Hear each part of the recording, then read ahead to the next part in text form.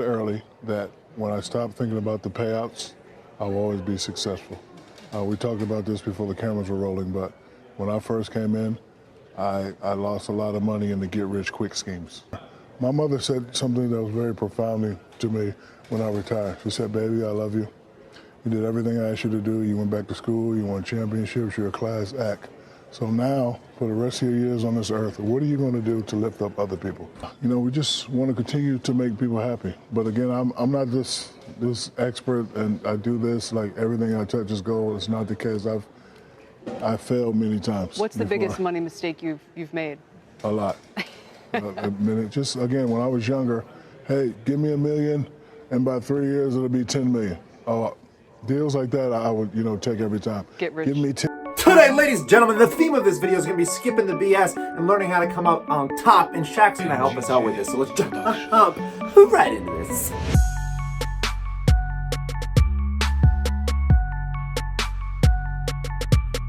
Welcome back, my passive income investors alike. This is going to be an awesome video for Saturday. I'm so glad to be back. I'm working on some new editing software for you guys. My dividend's currently set at $5,436 with a monthly drip of $453 on average. And I want to help you today to understand a better psychology toward investing and actually just generally doing business in your own life. Now, because the weather's still nice outside and summer's just on its way out, I think we'll change up the scenery a little bit just to enjoy it. Alright guys, so I want to talk about skipping the BS to avoid some of the insanity that goes on in the markets, and I think Shaq puts it best when he says, when I kept chasing money, he says when he's in his early 20s, all he did was if somebody came in and said, look, we're going to take $1 million, we're going to turn it into 10 million in this amount of time, he'd be all over it, but he'd always end up losing money. I've been finding this time and time again, whether it's in the stock market, outside of the stock market, people always have this fixation with chasing those really quick gains. It's like we have an addiction. It gives us a bit of a rush. Now, I want to take you back to my early days when I first started getting into stock market investing,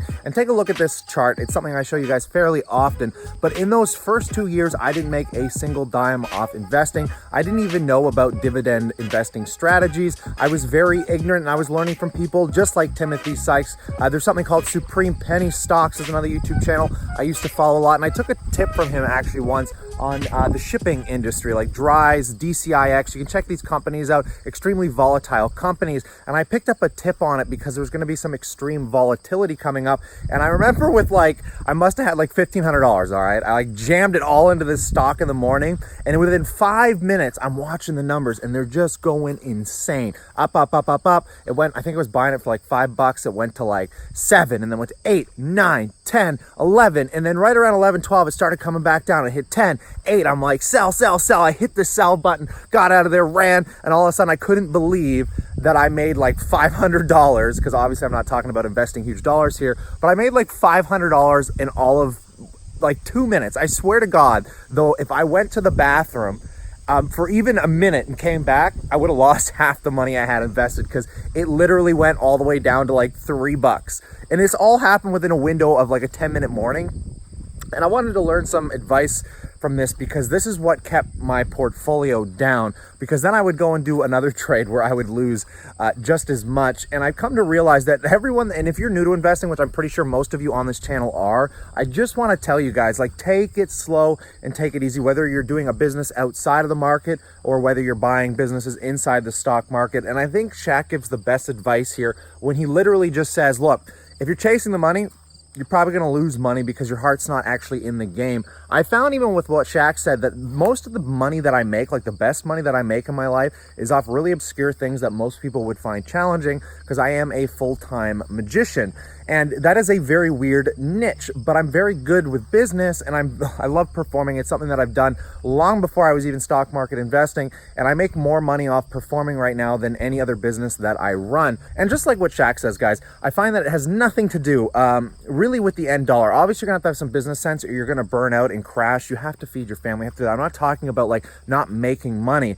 I'm just saying you have to have some kind of sense in your heart that you need to help people. You need to do something for somebody else. The only way you're ever going to get ahead in this life, guys, is literally by doing something for somebody else. Whether you like it or not, if you're not going to help society, society's not going to give back to you. It's just the way it works. If you want to make $1 billion, solve a problem like Bill Gates solved. I mean, it's pretty much as simple as that, which isn't actually that simple at all. Just sitting in your room, stock market investing and day trading, to me doesn't actually give me that drive, that hope, the desires, right?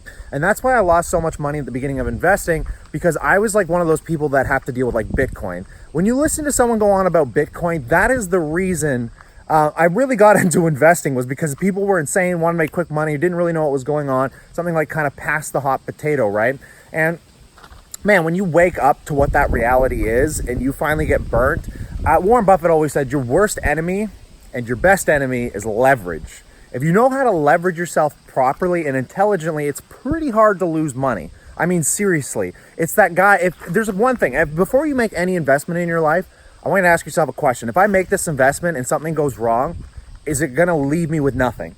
Am I going to get left hanged to dry and I'm going to have nothing left?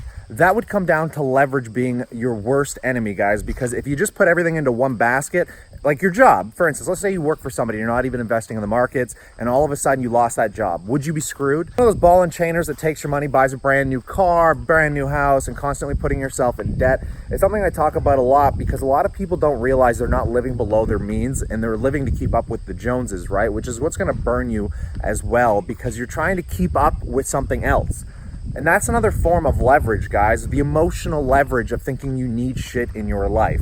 Shit rots and it's going to go away and you're not going to take it to the grave with you. And money is a tool. It is not a right. You're just here to utilize it. And like Grant Cardone says, it's called cash flow for a reason. Money sitting in your hand is worthless. The only time it is worth something is when it's cash flowing, which means it's going into somebody else's hands, which is doing something, and then it's having a full circle to come back to you. So what do I mean by skip the BS and come out on top, guys? You're going to learn that you don't need to reinvent the wheel. You are not the smartest person on the planet. It took me a little while to realize this. When you're young, especially if you're young, guys, your brain's not fully developed. You're probably under 25. I didn't even realize what happiness was until I hit like 25, 26, because you have no control over your emotions when you're 19, which is why you shouldn't be taking out student loans. But anyways, the reason that I'm saying skip the BS and come out on top, it just has to do with the raw fact, guys, that the wheel's been invented.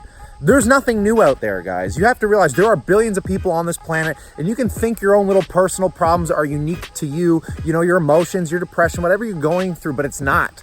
It's actually how I survived depression, was just realizing, look, thousands of millions of people have gone through this already. I'm not the first one to go through this. Take the advice from the people that survived and just get it in your head right away that, like, you know, you're not the only one going through this. So learn from the other people that have, and don't be ashamed to tell somebody else.